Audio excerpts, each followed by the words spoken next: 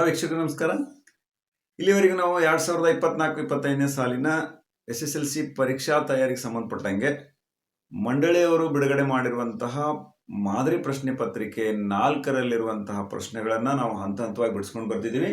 ಸ್ನೇಹಿತರೆ, ಇಲ್ಲಿವರೆಗೂ ಕೂಡ ನಾವು 24 ಅಂಕಗಳಿಗೆ ಸಂಬಂಧಪಟ್ಟಂತಹ ಪ್ರಶ್ನೆಗಳಿಗೆ ಪರಿಹಾರವನ್ನು ಬಹಳ ಸುಲಭವಾದಂತಹ ವಿಧಾನದ ಮೂಲಕ ಕಂಡುಕೊಂಡಿದ್ದೀವಿ. ಇವತ್ತಿನ ದಿನ ನಾವು 25ನೇ ಪ್ರಶ್ನೆ ಏನೈತಿ ಅಂತ ಗಮನಿಸ್ಕೊಂಡು ಬರೋಣ. ಸ್ನೇಹಿತರೆ, P of X is equal to X into bracket X minus 4 ಈ ಬಹುಪದೋಕ್ತಿಯ ಶೂನ್ಯತೆಗಳನ್ನ ಕಂಡುಹಿಡಿಯಿರಿ ಹಾಗೂ ಶೂನ್ಯತೆಗಳು ಮತ್ತು ಸಹಗುಣಕಗಳ ನಡುವಿನ ಸಂಬಂಧವನ್ನ ತಾಳೆ ನೋಡ್ರಿ ಅಂತ ಒಂದು ಪ್ರಶ್ನೆ ಇದೆ. ಸ್ನೇಹಿತರೆ, ಇದು ಬಹಳ ಮಕ್ಕಳಿಗೆ ಪಾಸಿಂಗ್ ಪ್ಯಾಕೇಜ್ ನಲ್ಲಿ ಬರುವಂತಹ ಒಂದು ಸುಲಭವಾದ ಪ್ರಶ್ನೆ. ಅದು 3 ಅಂಕಕ್ಕೆ ಬಂದಿರುವಂತಹ ಪ್ರಶ್ನೆ. ಈ ಬಹುಪದೋಕ್ತಿಯೊಳಗೆ 3 ಅಂಕದ್ದು ಮತ್ತು 1 ಅಂಕದ್ದು 2 ಪ್ರಶ್ನೆಗಳು ಬರಬಹುದಾದಂಥ ಸಾಧ್ಯತೆಗಳದಾವು, ಅಥವಾ ಒಂದು 2 ಅಂಕದ್ದು ಒಂದು 3 ಅಂಕದ್ದು ಬರಬಹುದಾದಂಥ ಸಾಧ್ಯತೆಗಳು ಅದಾವು. ಹೀಗಾಗಿ ಇದನ್ನೆಲ್ಲರೂ ಕೂಡ ಬಹಳ ಈಸಿಯಾಗಿ ಗಮನಿಸ್ಕೊಂಡ್ರೆ 3 ಅಂಕಗಳನ್ನು ನಾವು ಸುಲಭವಾಗಿ ತಗೊಳ್ಬಹುದು ಅಂತ. ಓಕೆ, ಪಿ ಆಫ್ ಎಕ್ಸ್ ಇಲ್ಲಿ ಕೊಟ್ಟಿದ್ದಾರೆ ಸಮೀಕರಣ. ನಾನು ಬರ್ಕೊಳ್ತಿದ್ದೀನಿ x into x minus 4 is equal to 0 ಅಂತ. ನಾನು 0ಕ್ಕೆ ಸಮ ಮಾಡ್ಕೊಂಡು ಇದರದ ಏನಂತ ಶೂನ್ಯತೆಗಳನ್ನ ಕಂಡು ಹಿಡಿತೀನಿ. ಬಹಳ ಸಿಂಪಲ್ ಆಗೈತಿ. ನಾವು ಮೊದಲ ಇದರ ಮೂಲಗಳನ್ನ ಕಂಡು ಹಿಡಿಬಹುದು. ಏನು, ಮೊದಲ ಇದರ ಸಮೀಕರಣವನ್ನ ಕಂಡು ಹಿಡ್ಕೊಳ್ಳೋಣ. ಸಮೀಕರಣವನ್ನ ಕಂಡು ಹಿಡ್ಕೊಳ್ಳೋದಾತಂದ್ರೆ x into x x square minus x into 4 x is equal to 0 ಅಂತ. ಓಕೆ, ಹಂಗಾರೆ ಇದರ ಮೂಲಗಳು ಏನಾಗಿರ್ತಾವು ಅಂತಂದ್ರೆ therefore ಇಲ್ಲೇ ಇದೆ X is equal to 0. Okay, X minus 4 is equal to 0. Therefore, x is equal to plus 4, x is equal to 0 ಅಂತ. ಅಂದ್ರೆ ಇಲ್ಲಿ 2 ಮೂಲಗಳನ್ನ ನಾವು ಕಾಣ್ತೀವಿ. ಇಲ್ಲಿ 0 ಮತ್ತು 4 ಅಂತ ಅನ್ನುವಂಥದ್ದು ಶೂನ್ಯತೆಗಳು, ಇದರ ಶೂನ್ಯತೆಗಳಾಯ್ತು. ಮುಂದೆ ಹೇಳ್ತಾರ ಶೂನ್ಯತೆಗಳು ಮತ್ತು ಸಹಗುಣಕಗಳ ನಡುವಿನ ಸಂಬಂಧವನ್ನ ತಾಳೆ ನೋಡ್ರಿ. Therefore, alpha is equal to 0, beta is equal to 4. It means, okay? ಹಂಗಾರೆ ನಮಗ್ ಗೊತ್ತಿದೆ ಏನು, ಆಲ್ಫಾ ಮತ್ತು ಬೀಟಾಗಳ ಸಂಬಂಧ ಮೊತ್ತ ಮತ್ತು ಗುಣಲಬ್ಧವನ್ನ ತಾಳೆ ನೋಡ್ರಿ ಅಂತ ಹೇಳ್ದಂಗೆ. ಅವೆರಡು ಸಹಗುಣಕಗಳ ನಡುವಿನ ಸಂಬಂಧವನ್ನು ತಾಳೆ ನೋಡ್ರಿ ಅಂತ ಅರ್ಥ. ಓಕೆ, ಇಲ್ಲಿ ನೋಡ್ರಿ, alpha plus beta is equal to ಏನಾಗುತ್ತೆ ಹೇಳ್ರಿ, 0 ಪ್ಲಸ್ 4 ಈಸ್ ಈಕ್ವಲ್ ಟು 4 ಅಂತ. Okay, next alpha into beta is equal to ಮೂಲಗಳ ಗುಣಲಬ್ಧ 0 into 4 is equal to 0. Okay, ಹಂಗಾರೆ ಇಲ್ಲಿ ಆಲ್ಫಾ ಪ್ಲಸ್ ಬೀಟಾ ಮೊತ್ತ, ಮೂಲಗಳ ಮೊತ್ತ, ಈ ಏನು ಶೂನ್ಯತೆಗಳದಾವಲ್ಲ ಇವು ಮೂಲಗಳ ಮೊತ್ತ 4 ಮತ್ತು ಇದರ ಗುಣಲಬ್ಧ 0. ಹಂಗಾರೆ ಇಲ್ಲಿ ತಾಳೆ ನೋಡೋದು ಅಂತ ಬಂದಾಗ ಏನಾಗೈತ್ರಿ, ಮೂಲಗಳ ಮೊತ್ತದ ಸೂತ್ರ ಏನಾಗಿರ್ತೈತಿ, minus b by a. Okay, ಮೂಲಗಳ ಮೊತ್ತವನ್ನ ನಾವೀಗ ಆಲ್ರೆಡಿ ಕಂಡು ಹಿಡಿದಿದ್ದೀವಿ. 4 ಈಸ್ ಈಕ್ವಲ್ ಟು ಈ ಸಮೀಕರಣದೊಳಗ ಇಲ್ಲಿ ಎ ಅಂತಂದ್ರ 1, ಬಿ ಅಂತಂದ್ರ ಮೈನಸ್ 4, ಸಿ ಅಂತಂದ್ರ ಗೊತ್ತಿಲ್ಲ 0.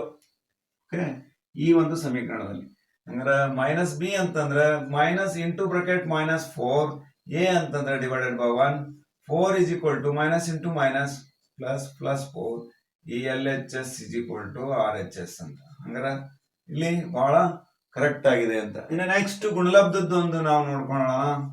Alpha into beta is equal to C by A ಅಂತ ನಮ್ಗೆ ಗೊತ್ತೈತಿ. ಓಕೆ, ಮೂಲಗಳ ಗುಣಲಬ್ಧವು ಸಿ ಬೈ ಎಗೆ ಸಮನಾಗಿರುತ್ತದೆ ಅಂತ. ಗುಣಲಬ್ಧ ಈಗ ಆಲ್ರೆಡಿ ನಾವು ಕಂಡುಹಿಡಿದೀವಿ 0 ಅಂತ. ಸಿ ಅಂತಂದ್ರೆ 0 ಇದೆ, ಎ ಅಂದ್ರೆ 1 ಐತಿ. therefore 0 is equal to 0. This is also ನಾವು ಸರಿಯಾಗಿದೆ. ಮೊತ್ತ ಮತ್ತು ಗುಣಲಬ್ಧಗಳು ಏನಿದೆ ಸರಿಯಾಗಿದೆ ಅನ್ನೋದನ್ನ ನಾವು ತಾಳೆ ನೋಡೋದ್ರ ಮೂಲಕ ಇದನ್ನ ಪರೀಕ್ಷೆ ಮಾಡಬಹುದು. ಹೀಗೆ ಇಷ್ಟು ಸ್ಟೆಪ್ಗಳನ್ನು ನಾವು ಚೆನ್ನಾಗಿ ಕಲಿತ್ರೆ ಅಂದ್ರೆ ಈಕ್ವೇಶನ್ ಮಾಡ್ಕೊಳ್ಳೋದು, ಮೂಲಗಳನ್ನ ಕಂಡು ಹಿಡಿಯೋದು, ನೋಡ್ರಿ ಬಹಳ ಸುಲಭವಾದಂತ ಸಮೀಕರಣವನ್ನ ಕೊಟ್ಬಿಟ್ಟಿದ್ದಾರೆ ಇಲ್ಲಿ. ಆಮೇಲೆ ಅವುಗಳ ಮೊತ್ತ ಕಂಡು ಹಿಡಿದು ಅದನ್ನ ತಾಳೆ ನೋಡೋದು, ಬಹಳ ಸುಲಭವಾಗಿ ಇದನ್ನ ಪಾಸಿಂಗ್ ಪ್ಯಾಕೇಜ್ ಮಕ್ಕಳೇನಾದ್ರೂ ಇದನ್ನ ಗ್ರಹಿಸ್ಕೊಂಡ್ರೆ 3 ಮಾರ್ಕ್ಸ್ ಅಂಕಗಳು ಬಹಳ ಸುಲಭವಾಗಿ ತೆಗಿಬಹುದು ಅಂತ ಹೇಳ್ತಾ. ಓಕೆ, 26ನೇ ಪ್ರಶ್ನೆ ಏನೈತೆ ಅಂತ ನೋಡೋಣ. ಒಂದು ತ್ರಿಭುಜದ ಪಾದವು ಅದರ ಎತ್ತರದ 2ರಷ್ಟಕ್ಕಿಂತ 4 ಸೆಂಟಿಮೀಟರ್ ಹೆಚ್ಚಾಗಿದೆ. ತ್ರಿಭುಜದ ವಿಸ್ತೀರ್ಣವು 48 ಸೆಂಟಿಮೀಟರ್ ಸ್ಕ್ವೇರ್ ಆದರೆ ಆ ತ್ರಿಭುಜದ ಪಾದ ಮತ್ತು ಎತ್ತರಗಳನ್ನ ಕಂಡುಹಿಡ್ರಿ ಅಂತ ಹೇಳ್ಯಾರ. ಬಹಳ ಸಿಂಪಲ್ ಆಗಿದೆ ಪ್ರಶ್ನೆ ಸ್ನೇಹಿತರೆ. ಇದು ಕೂಡ ಸ್ವಲ್ಪ ಏನಾರ ಟ್ರೈ ಮಾಡಿದ್ರೆ ಪಾಸಿಂಗ್ ಪ್ಯಾಕೇಜ್ ಮಕ್ಕಳು ಇದನ್ನು ಕೂಡ ಬಹಳ ಸುಲಭವಾಗಿ ನಾವು ಅರ್ಥೈಸ್ಕೊಂಡ್ರೆ 3 ಮಾರ್ಕ್ಸ್ಗಳನ್ನ ತೆಗಿಬಹುದು. ಇಲ್ಲಿ ಒಂದು ತ್ರಿಭುಜ ಅಂತ ಐತಿ, ಪಾದ ಐತಿ, ಎತ್ತರ ಐತಿ, ಅಲ್ಲಿ ಇದ್ರದ್ದು ರಿಲೇಷನ್ ಕೊಟ್ಟಾರ. ಹಂಗಾರೆ ಒಂದು ತ್ರಿಭುಜ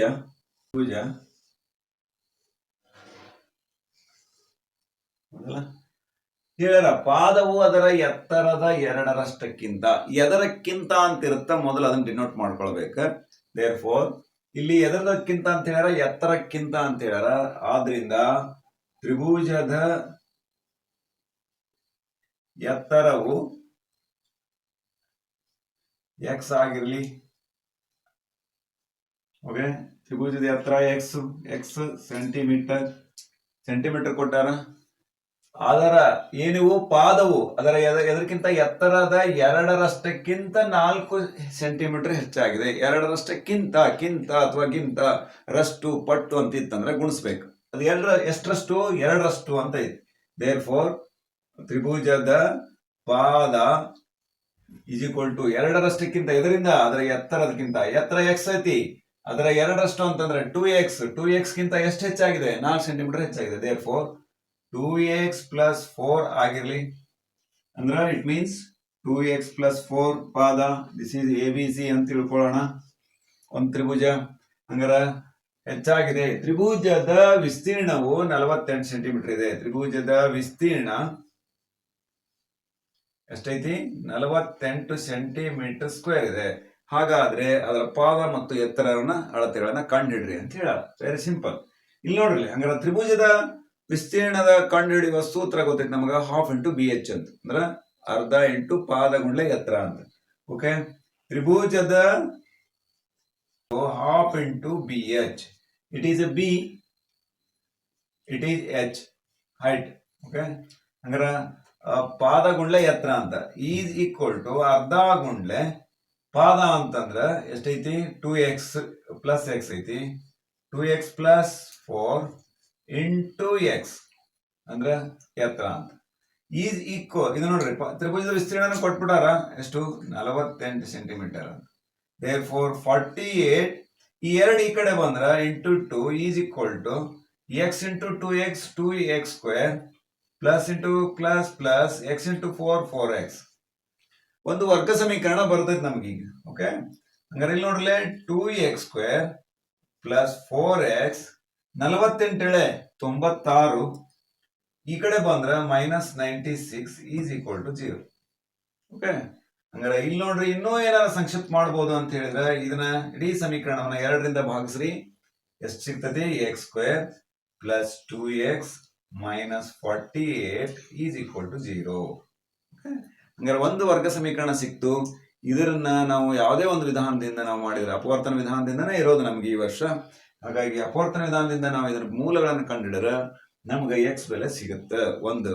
ಓಕೆ, ಹಂಗಾರೆ ಇಲ್ಲಿ ನೋಡ್ರಿ, ಈಗ ನಮಗ್ ಸಿಕ್ಕೈತಿ x² plus 2x minus 48 is equal to 0. ನನಗೆ ಅಪವರ್ತನ ವಿಧಾನದಿಂದ ವರ್ಗ ಸಮೀಕರಣದ ಮೂಲಗಳನ್ನು ಕಂಡುಹಿಡಿಯುವಂಥದ್ದು ಗೊತ್ತಿದೆ. ಏನಂತ?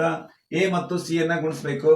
1 × -48 ಈಸ್ ಈಕ್ವಲ್ ಟು -48 ಗೊತ್ತಿದೆ. ದೆನ್ ಈಗ ನಾವು ಕಂಡು ಹಿಡಿಬೇಕಾಗೈತಿ, 2 ಸಂಖ್ಯೆಗಳನ್ನು ಗುಣಿಸಿದ್ರ 48 ಬರ್ಬೇಕು, ಕೂಡಿಸಿದ್ರ ಅಥವಾ ಕಳೆದ್ರ ಮಧ್ಯಪದ b ಬರ್ಬೇಕು. ಇಟ್ ಮೀನ್ಸ್ 2 ಅಂತ ಅರ್ಥ. ಓಕೆ, ಯಾವ್ಯಾವು ಅಂತಂದ್ರ ನೋಡ್ರಿ, ನಾನು ಹೇಳ್ತೀನಿ ಇಲ್ಲಿ 6 × 8 ಅಂತ 48. ನೋಡೋಣ ಮೈನಸ್ ಯಾವ್ದಕ್ಕೆ ಇಡಬೇಕು ಅಂತ. ಏನ್ ಬರ್ಬೇಕಾಗೈತಿ? ಇಲ್ಲಿ +2 ಬರ್ಬೇಕಾಗೈತಿ. ದೇರ್ ಫೋರ್ ಯಾವ್ದಕ್ ಮೈನಸ್ ಇಟ್ರೆ +2 ಬರುತ್ತೆ? -6 ಪ್ಲಸ್ 8 ಈಸ್ ಈಕ್ವಲ್ ಟು 2 ಅಂತ. ಹಂಗಾರೆ -6 ಇಟ್ರೆ ಮೈನಸ್ ಇಂಟು ಪ್ಲಸ್ -48 ಬಂತು ಅಂತ. ಹೀಗೆ ನಮಗೆ 2 ಮಧ್ಯ ಪದಗಳನ್ನ ಈ ನಿಯಮದ ಪ್ರಕಾರದೊಳದಾಗ -6 ಮತ್ತು +8 ಪದಗಳನ್ನ ನಾನು ವಿಭಜನೆ ಮಾಡ್ತೀನಿ ಅಂತ. Therefore x² -6x plus 8x minus 48 is equal to 0. ಇವೆರಡು ಗುಂಪು ಮಾಡಿ ನಾನು ಕಾಮನ್ ತೆಗಿತೀನಿ. ಏನ್ ಬಂತು ಇದ್ರೊಳಗೆ? x × x - 6 ಉಳಿತು. ಪ್ಲಸ್ ಇವೆರಡರೊಳಗೂ ಏನ್ ಕಾಮನ್ ಇದೆ? ಪ್ಲಸ್ ಕಾಮನ್ ತೆಗಿತೀನಿ.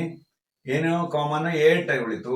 x - 6 is equal to 0. 8 × 48 plus into minus minus ಏನು ನಮಗೆ ಬದಲಾವಣೆ ಆಗಲಿಲ್ಲ. ದೇರ್ಫೋರ್ ಸಾಮಾನ್ಯ ಅಪವರ್ತನಗಳು ಮತ್ತು ಸಾಮಾನ್ಯವಲ್ಲದ ಅಪವರ್ತನಗಳು ಅವುಗಳನ್ನು ಕೂಡ ಸಪರೇಟ್ ಬರೆದು 0ಕ್ಕೆ ಸಮ ಮಾಡ್ಬೇಕು. Therefore x + 8 is equal to 0, x - 6 is equal to 0. therefore x is equal to 8 ಬಂದ್ರೆ -8, x is equal to ಈ ಕಡೆ ಬಂದ್ರೆ 6 ಅಂತ. ಓಕೆ, ಹಂಗಾರೆ ಇಲ್ಲಿ ನಾವು ನೆಗೆಟಿವ್ ಅಳತೆಗಳ ನೆಗೆಟಿವ್ ಆಗಿರ್ಲಿಕ್ಕೆ ಸಾಧ್ಯ ಇಲ್ಲ, it is negligible. therefore positive ಒಂದು ಮೂಲ ಏನೈತಿ, ಧನ ಮೂಲ ಏನೈತಿ ಅಂದ್ರೆ 6 ಐತಿ. therefore x is equal to 6 ಅಂತ ಆಯ್ತು. ನಾನು ಇಲ್ಲಿ x ಅನ್ನ ಏನಂತ ತಗೊಂಡಿದ್ದೀನಿ, ಎತ್ತರ ಅಂತ ತಗೊಂಡಿದ್ದೀನಿ. therefore ತ್ರಿಭುಜದ ಎತ್ತರ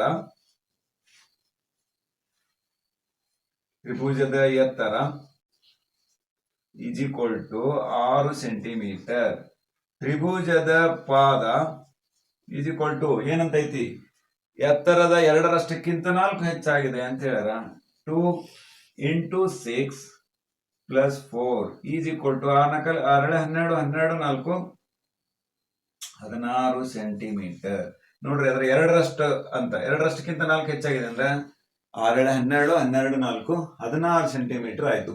ಇಷ್ಟನ್ನ ನಾವು ಬಿಡಿಸ್ಲಿಕ್ಕೆ ಕಲ್ಕೊಂಡ್ರೆ ನಾವು 3 ಅಂಕಗಳನ್ನ ಬಹಳ ಸುಲಭವಾಗಿ ತೆಗಿಬಹುದು ಅಂತ ಹೇಳ್ತಾ, ಸ್ಟೆಪ್ಗಳನ್ನ ನೀವು ನಿಧಾನವಾಗಿ ಪಾಸ್ ಮಾಡ್ತಾ ಎಕ್ಸ್ಪ್ಲೇನ್ ಅನ್ನ ಅರ್ಥಕೊಂಡ್ರೆ ನೀವು ಕೂಡ ಇದನ್ನ ಸುಲಭವಾಗಿ ಬಿಡಿಸಬಹುದು ಅಂತ ಹೇಳ್ತಾ, ಸ್ನೇಹಿತರೆ 26ನೇ ಪ್ರಶ್ನೆಗೆ ಒಂದು ಅಥವಾ ಪ್ರಶ್ನೆ ಐತಿ. ಏನಂತ ಐತಿ ಅಂತ ಗಮನಿಸ್ಕೊಂಡ್ ಬರೋಣ. ಇಲ್ಲಿ ನಾನು ಡಿಸ್ಪ್ಲೇ ಮಾಡಿದ್ದೀನಿ. ಏನು ಅಂತಂದ್ರೆ, ಒಂದು ಶಾಲೆಯಲ್ಲಿನ ಕೆಲವು ವಿದ್ಯಾರ್ಥಿಗಳು ಒಂದು ಪ್ರವಾಸವನ್ನ ಯೋಜನೆ ಮಾಡ್ತಾರ. ಈ ಪ್ರವಾಸದಲ್ಲಿ ಈ ಪ್ರವಾಸದ ಉದ್ದೇಶಕ್ಕಾಗಿ ತಗಲುವ ವೆಚ್ಚ, ತಗಲುವ ಒಟ್ಟು ಖರ್ಚು 900 ರೂಪಾಯಿಗಳು.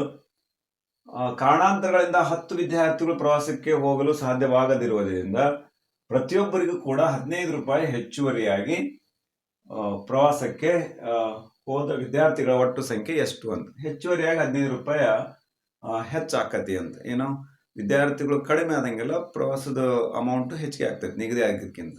ಓಕೆ, ಅಂದ್ರೆ ಮೊದಲ ಏನನ್ನ ನಾವು ಅರ್ಥೈಸ್ಕೊಳ್ಬೇಕು ಅಂತಂದ್ರ, ಯಾವ್ದು ಏನ್ ಹೇಳ್ಯಾರಲ್ಲ ಇಲ್ಲಿ, ವಿದ್ಯಾರ್ಥಿಗಳ ಸಂಖ್ಯೆ ಕೇಳ್ಯಾರ. therefore ಪ್ರವಾಸಕ್ಕೆ ಹೋದ ವಿದ್ಯಾರ್ಥಿಗಳ ಸಂಖ್ಯೆ ಅಂತ ತಗೊಳ್ತೀನಿ ನಾನು. ಪ್ರವಾಸಕ್ಕೆ ಹೋದ ವಿದ್ಯಾರ್ಥಿಗಳ ಸಂಖ್ಯೆ x ಆಗಿರ್ಲಿ.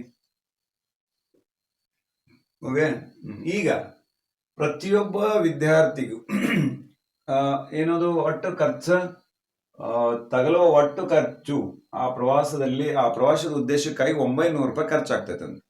900 ರೂಪಾಯಿ ಖರ್ಚಾಗತ್ತೆ ಅಂದ್ರೆ ಹಂಗಾರ ಆ ವಿದ್ಯಾರ್ಥಿಗೆ ಒಟ್ಟು ಹೋದ ವಿದ್ಯಾರ್ಥಿಗಳಿಗಿಂತ ಪ್ರತಿಯೊಬ್ಬ ವಿದ್ಯಾರ್ಥಿಗೆ ಸಿಗ್ಬೋದಂತ ಖರ್ಚು ಎಷ್ಟಾಗ್ತೈತಿ ಅಂದ್ರೆ, ಆ ಕಂಡೀಷನ್ ಪ್ರಕಾರ 900 ಡಿವೈಡೆಡ್ ಬೈ ಏನಾಗ್ತೈತಿ, 10 ವಿದ್ಯಾರ್ಥಿಗಳು ಏನ್ ಮಾಡಿದ್ರ ಪ್ರವಾಸಕ್ಕೆ ಹೋಗಲು ಸಾಧ್ಯವಾಗದಿರುವುದರಿಂದ ಏನಾಗ್ಬಿಡ್ತು, ಪ್ರತಿಯೊಬ್ಬರಿಗೆ 15 ರೂಪಾಯಿ ಹೆಚ್ಚುವರಿ ಆಯ್ತು. therefore ಈ ಕಂಡೀಷನ್ ಪ್ರಕಾರ x - 10 10 ಜನ ಕಡಿಮೆ ಹೋದ್ರು, ಎದಕ್ಕಿಂತ 900 ಜನದೊಳಗ x is equal to 15 ರೂಪಾಯಿ ಏನಾಕತ್ತು, ಹೆಚ್ಚಿಗೆ ಆಕತ್ತು. ಈ ಪ್ರಶ್ನೆಗೆ ಸಂಬಂಧಪಟ್ಟಂತ ಕಂಡೀಷನ್ ಇದು ಅಂತ. ಓಕೆ, ಅಂದ್ರೆ ಇದನ್ನ ನಾವು ಬಿಡಿಸಿದ್ವಿ ಅಂದ್ರೆ ಒಂದು ಸಮೀಕರಣ ಸಿಗ್ತೈತಿ. ಓಕೆ, ಮೊದಲ ಪ್ರಶ್ನೆನ ಅರ್ಥ ಮಾಡ್ಕೊಳ್ರಿ, ಆ ಪ್ರಶ್ನೆಗೆ ತಕ್ಕಂತೆ ಕಂಡೀಷನ್ ಪ್ರಕಾರ ನಾವು ಹಚ್ಕೊಳ್ಳುವಂತ ವಿಧಾನ ಇದು. ನೆಕ್ಸ್ಟ್ ಇಲ್ಲಿ ಎರಡರ ಲಸ ಎಷ್ಟಾಗ್ತೈತಿ ಅಂದ್ರೆ x ಇಂಟು ಬ್ರಾಕೆಟ್ x - 10.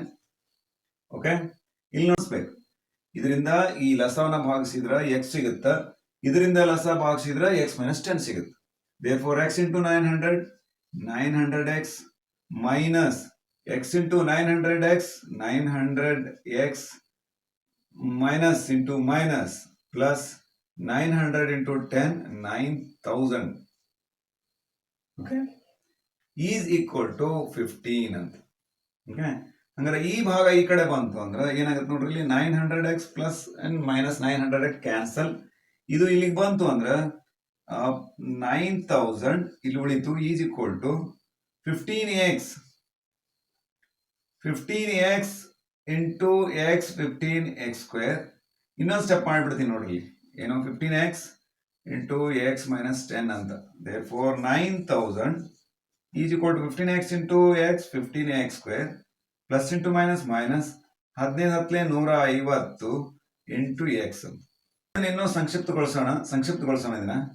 ಏನೈತಿ, 15x ಸ್ಕ್ವೇರ್ ಮೈನಸ್ 150x, ಇದು ಈ ಕಡೆ ಬಂದ್ರೆ ಮೈನಸ್ 9000 ಈಸ್ ಈಕ್ವಲ್ ಟು 0. 0ಗೆ ಸಮ ಮಾಡ್ಕೊಂಡು ಒಂದು ವರ್ಗ ಸಮೀಕರಣ ಸಿಕ್ತು. ಇದನ್ನ ಇನ್ನೂ ಏನಾದ್ರು ಸಂಕ್ಷಿಪ್ತ ಮಾಡ್ಬೋದ ನೋಡ್ರಿ. 15ರಿಂದ ಎಲ್ಲವೂ ಭಾಗ ಹೋಗ್ತಾವು, there four x square minus 15 ಹತ್ತಲೇ 110 150 ಮೈನಸ್ 15 ಆರ್ಲೆ 90 2 0 ಈಸ್ ಈಕ್ವಲ್ ಟು 0. ಇದು ನಮಗೆ ಕೊನೆಯ ಹಂತದಲ್ಲಿ ಸಿಕ್ಕಿರಬಹುದಾದಂತಹ ವರ್ಗ ಸಮೀಕರಣ. ಈ ವರ್ಗ ಸಮೀಕರಣ ನಾವೇನಾದ್ರು ಬಿಡಿಸಿದ್ವಿ ಅಂದ್ರೆ ನಮಗ ಸುಲಭವಾಗಿ ವಿದ್ಯಾರ್ಥಿಗಳ ಸಂಖ್ಯೆ ಸಿಗುತ್ತೆ. X square minus 10x minus 600 is equal to 0. Okay, ಈಗ ನೋಡ್ರಿ a ಇಂಟು ಸಿ ಗುಣಿಸ್ಬೇಕು. 1 into minus 600 is equal to minus 600 ಮಾಡಬೇಕು. ಎರಡು ಸಂಖ್ಯೆಗಳನ್ನು ಹುಡುಕ್ಬೇಕು. ಗುಣಿಸಿದ್ರ 600 ಬರ್ಬೇಕು, ಕೂಡಿಸಿದ್ರ ಅಥವಾ ಕಳೆದ್ರ ಏನ್ ಬರ್ಬೇಕು? ಮಧ್ಯ ಪದ ಮೈನಸ್ 10 ಬರ್ಬೇಕು. ಅವು ಯಾವುವು ಅಂತಂದ್ರ 20 ಮತ್ತು 30 ಅಂತ. Okay, 20 into 30 is equal to 600. ನೋಡೋಣ ಯಾವ್ದಕ್ ಮೈನಸ್ ಇಡಬೇಕು ಅಂತ. ಇದು ಈಗ ಏನ್ ಬರ್ಬೇಕಾಗೈತಿ? ಮೈನಸ್ 10 ಬೇಕಾಗೈತಿ. ಅಂದ್ರೆ ಮಧ್ಯ ಪದದ ದೊಡ್ಡ ಪದ ನಮ್ಗ ಮೈನಸ್ ಬರ್ಬೇಕಾಗೈತಿ. ದೇರ್ ಫೋರ್ 30ಗೆ ಮೈನಸ್ ಇಡಬೇಕು. 20 minus 30 is equal to minus 10. ನೋಡ್ರಲ್ಲ, ಮೈನಸ್ 10 ಸಿಕ್ಕೈತಿ ನಮಗ. ಈಗ ನಮಗ್ ಮಧ್ಯ ಪದವನ್ನ ಒಳಗೊಂಡಿರುವಂತಹ ಎರಡು ಪದಗಳು ಯಾವ್ಯಾವು ಅಂದ್ರೆ 20 ಮತ್ತು 30. X square plus 20x minus 30x minus 600 is equal to 0. ಇವೆರಡರೊಳಗೂ ನೋಡ್ರಿ ಕಾಮನ್ ತೆಗಿರಿ. ಎಕ್ಸ್ ಪ್ಲಸ್ 20 ಉಳಿತು, ಮೈನಸ್ ಕಾಮನ್ ತೆಗೆದಿದೀನಿ. ಏನು? ಮೈನಸ್ 30 ಒಂದು ಕಾಮನ್ ಐತಿ, ಎಕ್ಸ್ ಉಳಿತು. ಇಲ್ಲಿ ನೋಡ್ರಿ ಮೈನಸ್ ಹೊರಗೆ ತೆಗೆದ್ಬಿಟ್ಟಿನಿ ಅಂದ್ರೆ ಇಲ್ಲಿ ಏನು ಉಳಿತು? ಪ್ಲಸ್ ಉಳಿತು. Minus into plus minus. Therefore 320 60 is equal to 0. ಸಾಮಾನ್ಯ ಅಪವರ್ತನಗಳು one side is equal to 0. X plus 20 is equal to 0. X is equal to 30, x is equal to minus 20. ಈಗ ಇಲ್ಲಿ ಏನು ಋಣ ಒಂದು ಸಂಖ್ಯೆ ಬಂದಿರೋದ್ರಿಂದ ಒಂದು ಮೂಲ ಅದನ್ನ ನಾವು ನೆಗ್ಲಿಜಿಬಲ್ ಮಾಡ್ತೀವಿ. ಧನ ಪೂರ್ಣಾಂಕವನ್ನು ನಾವು ತಗೊಳ್ತೀವಿ. ದೇರ್ ಫೋರ್ ಇಲ್ಲಿ ನಾವು ಎಕ್ಸ್ ಅನ್ನೋದನ್ನ ತಗೊಂಡಿದೀವಿ ಏನಂತ? ಪ್ರವಾಸಕ್ಕೆ ಹೋದ ವಿದ್ಯಾರ್ಥಿಗಳ ಸಂಖ್ಯೆ. ಹಂಗಾರ ಪ್ರವಾಸಕ್ಕೆ ಹೋದ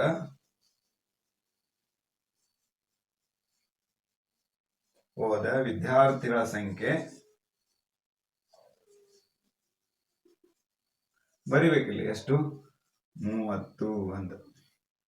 ಹೀಗ್ ಮಾಡಿದ್ವಿ ಅಂದ್ರೆ ಈಗ ಇದಕ್ಕೆ ಗೆಟಿಂಗ್ ಎ ಫುಲ್ ಮಾರ್ಕ್ಸ್ ಅಂತ ಸಿಗುತ್ತೆ. ಓಕೆ ಸ್ನೇಹಿತರೆ, ಕೊಟ್ಟಿರುವಂತಹ ಅಂಶಗಳನ್ನ ಗಮನಿಸಿ ಅದಕ್ಕೆ ಸೂಕ್ತವಾದಂತಹ ನಾವು ಸುಲಭವಾದಂತಹ ಒಂದು ನಿಬಂಧನೆಯನ್ನ ನಾವು ಬರ್ಕೊಂಡ್ರೆ ಕಂಡೀಷನ್ಗೆ ತಕ್ಕಂಗ ನಾವು ಇಕ್ವೇಶನ್ ಅನ್ನ ನಾವು ರೆಡಿ ಮಾಡ್ಕೊಳ್ಬಹುದು. ಮುಂದೆ ಆ ಇಕ್ವೇಶನ್ ಸುಲಭವಾಗಿ ಬಿಡಿಸಬಹುದು ಅಂತ ಹೇಳ್ತಾ ಸ್ನೇಹಿತರೆ, ಮತ್ತೆ ಮುಂದಿನ ಒಂದಿಷ್ಟು ಪ್ರಶ್ನೆಗಳನ್ನ ಮುಂದಿನ ವಿಡಿಯೋದಲ್ಲಿ ನೋಡೋಣ ಅಂತ ಹೇಳ್ತಾ ಎಲ್ಲರೂ ಕೂಡ ಧನ್ಯವಾದಗಳು. ನಮಸ್ಕಾರ.